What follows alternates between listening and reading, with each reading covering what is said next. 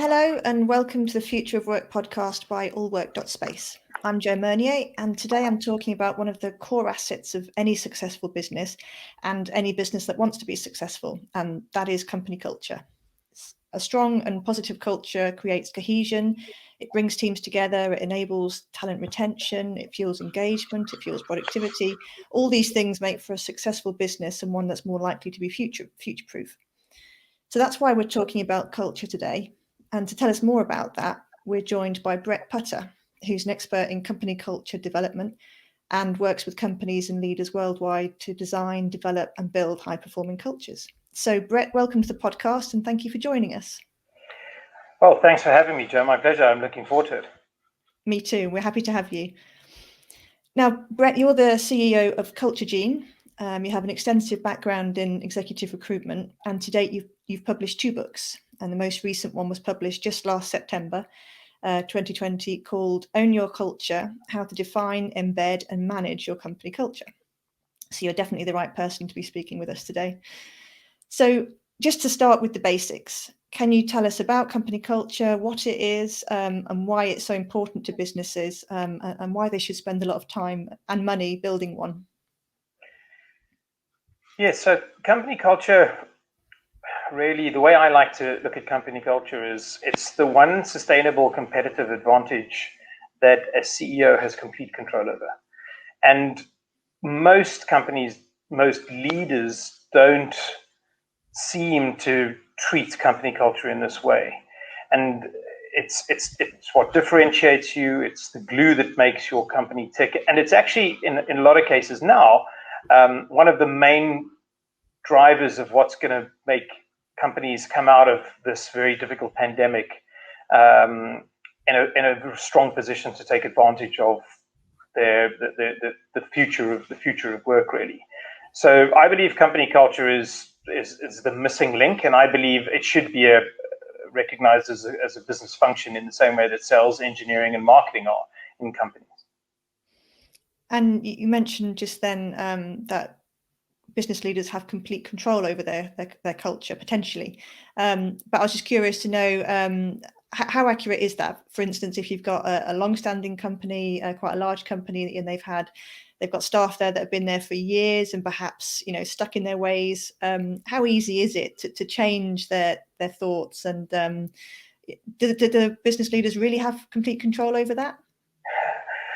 Yes, they do, assuming that they have the board. If you're talking about a large company with a long-standing history and a board, if the board are behind what the CEO and what the team are prepared to do, then they do have complete control over it. And if you look at somebody like Satya Nadella, Microsoft is a super tanker-sized business, and over the last since he took over as CEO, he literally has turned that culture around and turned the business around. And that's because he had the board support and he understood what the power that culture could bring to his leadership and how he delivered on his plan. And I've always believed that culture was something that was all about people. But at CultureGene, you also utilize technology. So could you tell us more about that and how it works? Yeah, so about 18 months ago now, I was approached by 2 remote work companies to help them with their culture development. And I realized at the time that my in-person workshops weren't going to work because obviously remote companies don't get together all the time. So I started to develop this a piece of software around my process, replicating it digitally. And so I basically, over the last 18 months, have built the product out. And now we've built a platform where, fortunately, in this pandemic period, I've been able to work with companies because I use software and tools to run the workshops I do and to help with the gratitude or feedback giving, et cetera, in the company. So it was very lucky, but it's put us in a very good position moving forward to help companies who are either distributed or fully remote.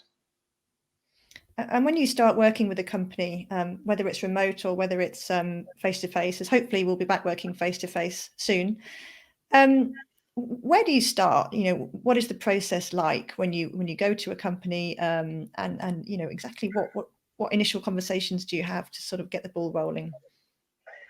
So the process we run is a 3-stage process where we define or refine, embed, and then manage. So we help the company define or refine their values, mission, and vision.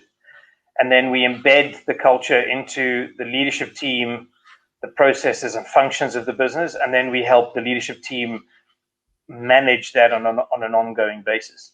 And where we start is with mission, vision, and values. If most of my clients have done some work around the values and the mission and the vision, but to be frank, it's mainly aspirational and not really lived.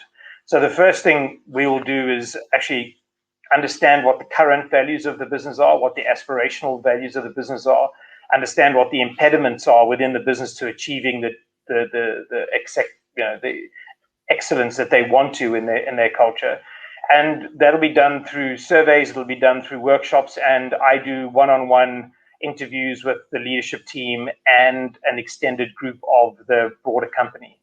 So essentially we're a mirror, and we will basically put the mirror up to the company and say, this is what you told me, and this is what I'm seeing in all of the data. So this is what this is where your values should be, and yes, maybe your mission and vision are right, but currently your values are slightly off. So we need to refine those, and then we start then to embed those into the business. And this might be a finger in the air question, but how long does it take for a company to work through these processes? Is it an ongoing process? So we work with companies for 3 months or 12 months, and then it's an ongoing process. So culture never stops, as you know. You've always got to work on it and invest in it. But either 3 months to help them with the definition and refining, and start the embedding process, or we do 12 months where we go through the entire process with the company in a very hands-on way, sort of with the company on a weekly basis, in some case daily basis. Mm-hmm. And what are the sort of key differences between working with a large company versus a smaller, say, a startup? What are the differences between sort of fixing something as opposed to starting from a blank canvas? Yeah, the undoing. I do a lot of undoing with larger companies, and the main difference is politics, and politics. Mm-hmm. Because people don't like some of the changes that I'm proposing. Yeah. But I will only work with a company, no matter how big or small, if I work directly with CEO for a lot of the interaction, and then with ops or HR or people, one of the team will help me deliver. Because if the CEO doesn't change their behavior and adapt their messaging, etc., to the way we need to, then nobody will. So it's the bigger companies are definitely slower. There's a lot more. There's a lot more making sure that people are on board, and you're not stepping on too many toes, even though you always are. Mm-hmm. And the smaller companies are, I probably work with 65-70% smaller companies, and then 30% what I like to call the hairy gorillas. And one thing I wanted to ask you about was about diversity and inclusion. And I'm sure this is a big part of the work that you do. And I'm not alone in recognizing that not a lot of companies walk the talk. So they might want to be more inclusive, but they perhaps don't necessarily put that into practice. So how do you work to build that into the work that you do? So there's not much I can do about the current diversity and inclusion in the company. We can obviously, if this is an area that the company feels is weak and leadership feels weak, we can start to do some work around the values there, and possibly push some initiatives through down the line. Mm-hmm. But essentially, most companies are needing to bring in, to be more inclusive and to bring in a more diverse workforce. Mm-hmm. And so one of the things we do is we use values-based interview techniques to ensure that the interviewer is not, the decision is not being made on gut instinct or culture fit. Culture fit implies we're going to hire for our current culture. And your current culture, if you are just a company of middle-aged white men, is really not what you're aiming to hire for. You want to hire for values fit, and so it's easier to find broad people who fit your values than it is to find people who are similar to you in a way. So that's the first thing we do, is we change the way the interview process happens so that the decisions are not being made based on how I feel about this, but are based on how this person fits the values and how we score them to fit our values as well. So it's actually a data-driven process that we use, and we build a list of interview questions so that whether it's a senior or a junior, you choose the right interview questions, and then you ask each candidate exactly the same questions and score them on their answers for believability and vividness. So that's we also change the way CVs come into the company. We change, there are different things you can do, but the fundamental element, the really critical piece of this is the actual hiring process and eliminating or trying to eliminate that gut instinct hire and make it more a data-driven, does this person fit our values or not, yes or no, versus everybody else. Yeah. And the tools that you use, do they help? Do they enable that to happen? Yeah, definitely. We've borrowed. So I've interviewed a number of companies, over 50 CEOs of high growth companies, around their recruitment techniques, et cetera, and we borrowed some recruitment techniques from some of the remote working companies like Hotjar, and some of the tools that they use from evaluating blind evaluations to ensure that the candidates who are coming through the process are not knocked out for the wrong reasons. Okay. And talking about remote companies, which is obviously a huge topic at the moment, a lot of companies have been thrown into remote work, whether they like it or not. Some companies were born remote, and a lot of those you've worked with, such as Buffer and Zapier, and also some companies are transitioning now to a more hybrid way of working long term. So what are the key differences between building culture at remote companies or semi-remote companies versus a more traditional in-office company? Yeah, so this is actually one of the challenges that leaders are facing now, is how do we, if we were working on our culture pre-COVID, how do we transition? And if we weren't, what do we do now? Because essentially that office-based culture is degrading on a daily basis, and people are feeling less and less connected and less as a community. As a result of where we are in this fully remote environment. So the fundamental difference is based on the fact that remote work companies never ever had an office to rely on. So they didn't have osmosis, they didn't have informal communication, they didn't have those water cooler moments. They had to work harder on these things. So if you look at what remote companies do, they first of all design work so that it's more asynchronous. You don't end up spending 8 hours a day on Zoom, so that by the time somebody wants to do a Zoom call at 5 o'clock to have a drink, you are exhausted, and the last thing you want to do is stare at this computer screen for another hour having a drink or having a quiz or whatever it is. So they design work around asynchronous communication. And then what they do is they build micro communities, and they build strong sort of agreed behaviors around values, around their mission and vision. And you'll find the leaders talk more about the values and mission and vision than co-working, office-based, co-located leaders do. They're much more deliberate about culture, much more deliberate about hiring for their culture, because they just couldn't get away with not being it. They had to be deliberate about it from the outset because there was no office doing the work for them. Okay. And for those companies that were mostly office-based before the pandemic and they're now worried about their culture dissolving, is it fair to say that their culture perhaps wasn't strong enough in the first place? Yeah, so there are two situations. The culture by default, where it was just allowed to happen, and we did a little bit of work around values and mission and vision, and not much else.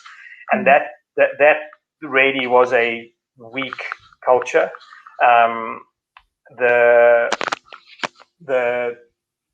the other hand, you had companies that invested very intensely in their culture.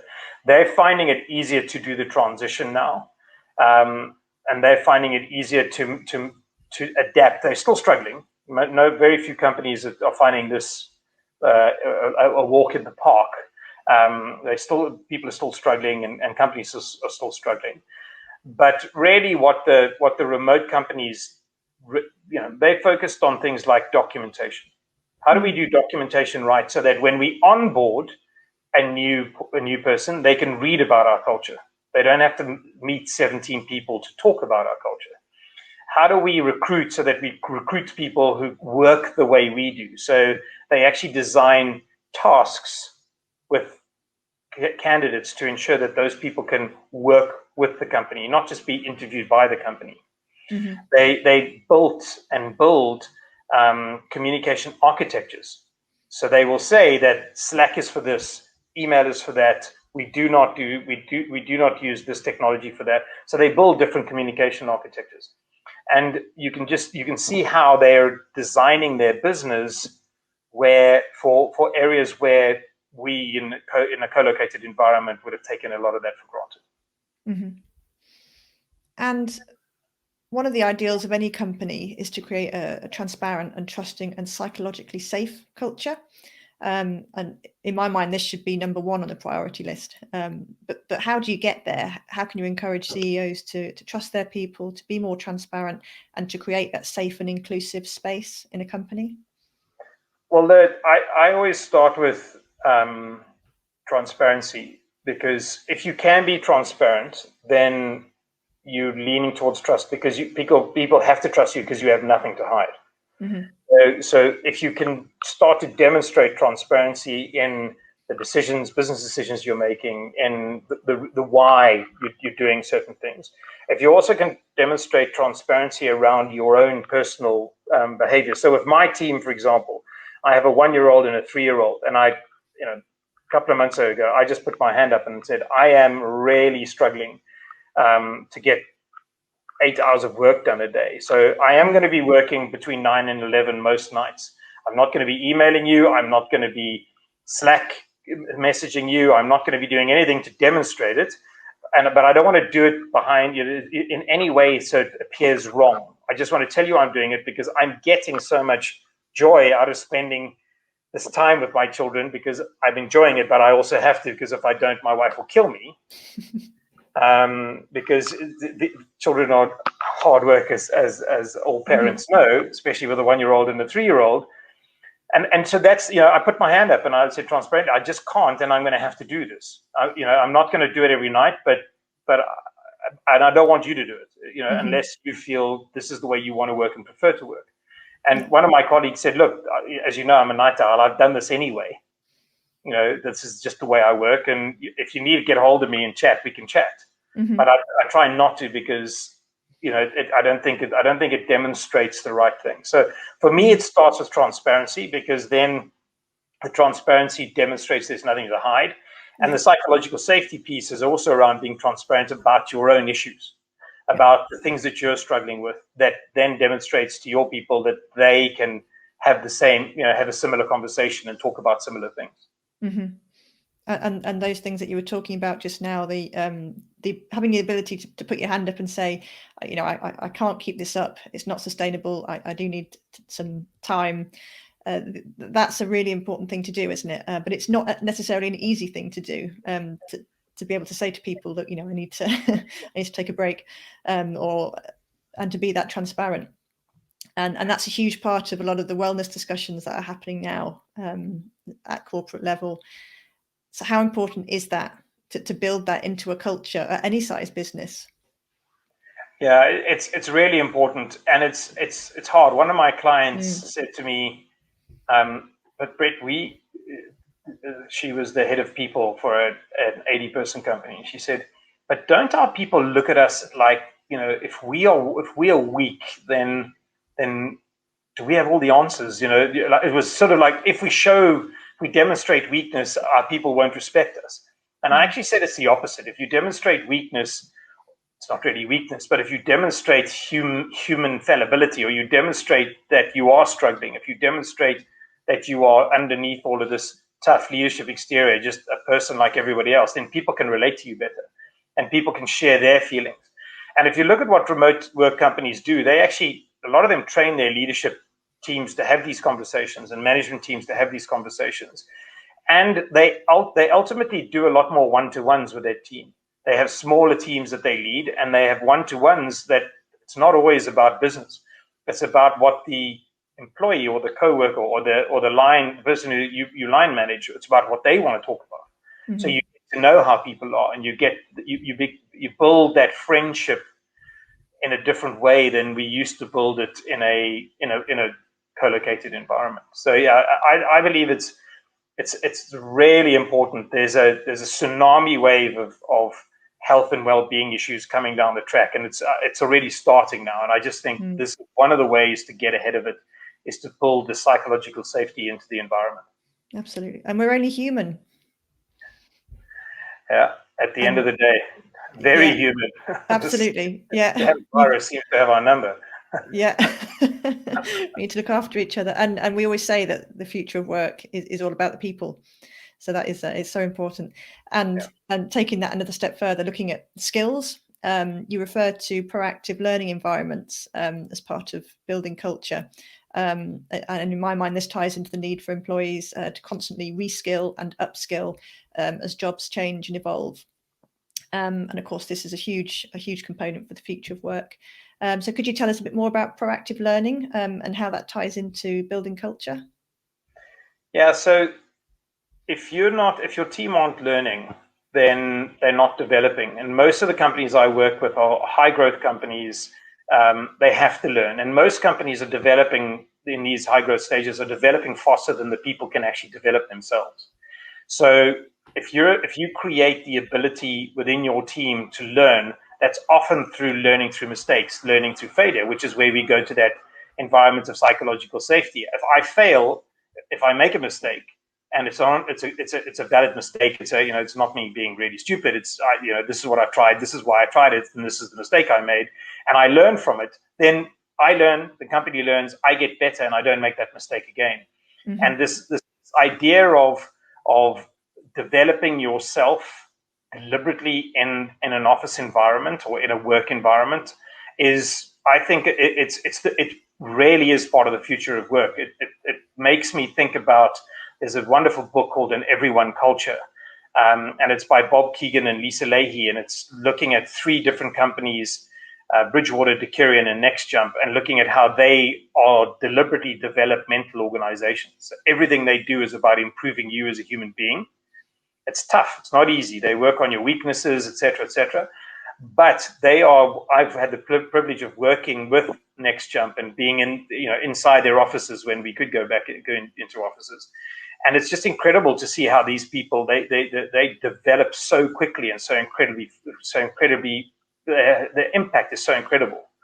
And they're such adaptable organizations. Without learning, you don't build adaptability. And without adaptability, you don't survive these sorts of pandemics. You really struggle, versus companies that are going, okay, let's adapt here. How do we change? What have we learned from the past, and what can we learn now? Mm-hmm. And given the choice, would you happily go back to the face-to-face environments that we were in before, or do you think we can carry on building culture and doing a lot of the things that we're doing remotely, or do we really need that face-to-face element? I think personally, I like a bit of face to face, but I don't need it per se. It's nice to go and have a drink with friends and after work and that kind of thing. But it's not.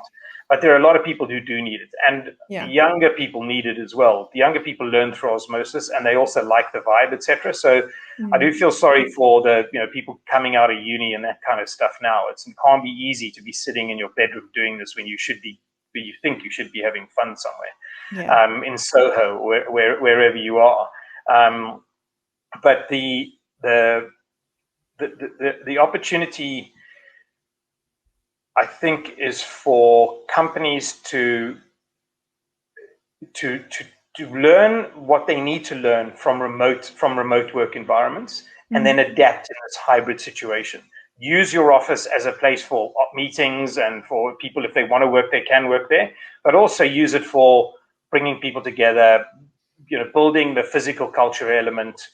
Even remote work companies like Hotjar still met twice a year, and they gave their employees a annual travel budget to go and work with colleagues because they understand how important that is. Yeah. So it's use your office now as a means of getting people together. But that doesn't mean you shouldn't be building a hybrid work culture, a deliberate hybrid work culture, because in the future, candidates are going to be asking, what are you doing around asynchronous communication? What does your documentation look like? What percentage of your processes are in people's heads versus actually defined and written down? Tell me about how your trust and transparency, as we were talking about earlier. Tell me about how you work. What percentage of your managers are micromanagers? These are the questions that are going to be coming up in interviews, just because people are burning out, and people realize that this is and you've got to work out a new way of working. And the companies that build this capability are going to be the ones that can pick and choose their employees in the future. And it's all about choice, isn't it? For the employer and the employee, if they have the option to choose where they work and how they work and have more flexibility, that's empowering, and that's quite powerful for a culture, for a company, isn't it? Yeah, it absolutely is. And the ability to create that environment where the people working outside the office do not feel second-class citizens. I think that's the future of the. It is the future of work, is building that work capability. Yeah, and I've got a little phrase here on my list of questions that I have to ask you about, and it's brilliant jerks and bad hires. Now, I picked up on that when I was researching your book. So please tell us what that means. So a brilliant jerk is somebody who can literally turn water into wine. It is either just an incredible salesperson, or the best engineer, or just an unbelievable marketeer, and they are absolutely incredible, but they are also incredibly destructive to the culture of your business. So they are brilliant, they're a jerk. So they are rude, they are selfish, they are political, they manage up, they are snide, they can be, there are lots of negatives that a brilliant jerk can be. And I think we've all worked with at least one of them or two of them in our careers, where you just go, wow, you're so good, but I can't stand working with you. Yes, no. And actually, the thing about that is there are only 6 ways to embed company culture, and the people you hire is one of those 6. So if you've got a team of people, and we're all building this great business, we've got a strong functional culture. We are. We can see we're tracking in the right direction. We're working really hard. We're putting our all in, and we're loving life. And then you bring in a brilliant jerk who doesn't communicate, doesn't collaborate, doesn't share, but is hitting, is as an individual is doing incredible things. The rest of the team look at this and go, you're breaking. There's a disconnect here between the culture you're claiming you want to build and the person you've hired here, and that has an incredibly negative impact on your team. And there are a few leaders, and I'd count them probably on my one hand, who might be able to get away with managing brilliant jerkness. But most companies can't and shouldn't. And the brilliant jerk, in my opinion, should be terminated as quickly as possible. Wow. Okay. There is a short-term hit on the business, but there is a long-term gain for your culture and for the people who have been there and want to continue to be at your business. That being said, if you've hired a brilliant jerk to take your company down a different path, and you're happy for your culture to change, and you're going to manage that culture change, then that's fine. But that's deliberate versus hiring somebody that just interviews very well, but then when they get into the office, they are a toxic person. Yeah. And what kind of hallmarks of a toxic culture are out there? What sort of things? What are the alarm bells that business leaders should be looking out for? So the challenge for business leaders is they often have a somewhat skewed view of what their culture is, because they're at the top of the pile and they're getting a certain level of communication. But essentially, your culture can be strong or weak, functional or dysfunctional. So an example of a strong culture is where your values are understood and your mission and vision, they're understood, lived by the team, lived by the leadership. You can see the culture in action. And a functional culture is where the way the company functions accelerates the business. So to give you an example of a dysfunctional culture may be where there is a lot of politics in your business. The politics actually slows the business down and hampers the success of the business. And a weak culture is when nobody knows the values, cares for the values. And so a weak, dysfunctional culture is where the toxicity is its worst. And that's typically where your team don't know what the values are. They don't live them. They don't care. You've got a high turnover of staff. You hire people that you don't recognize why they've been hired. You don't recognize your company in them. And there is a lot of backbiting and backstabbing and politics going on in the organization. Okay. So that weak, dysfunctional piece is what you really want to avoid. Okay. Well, that gives us food for thought. And we're just getting near the end of our episode now. But before we go, can you tell our listeners how they can find out more about building a positive culture, and preferably one that does turn water into wine? I'd sign up for that. And how they can get in touch with you? Yes. So my website is www.culturegene.ai. People can reach out to me directly, brett@culturegene.ai. I'm a scholar of culture, so I love talking to people about their businesses and their culture and what they're doing, and I'm happy to give advice in areas where I feel I can. I'm on LinkedIn and on Twitter, and my books are available on Amazon. Own Your Culture is the most recent one, as you mentioned, and Culture Decks Decoded is the first book I wrote, which is a breakdown of the best culture decks on the web. And I'm spending quite a bit of time on this newfangled thing called Clubhouse at the moment. So if you want to find me there, this new social media that I'm not really sure I am fully bought into. But please reach out. I'd be happy to chat. Fantastic. That sounds great. Well, thank you, Brett, for sharing your knowledge and your experience of all things culture today. We've really enjoyed it. I've learned a lot, and we've really enjoyed having you on. So thank you very much. We hope to have you on the podcast again sometime. My pleasure, Joe. Thanks for your time. Really enjoyed it. It's been great to have you. Thank you.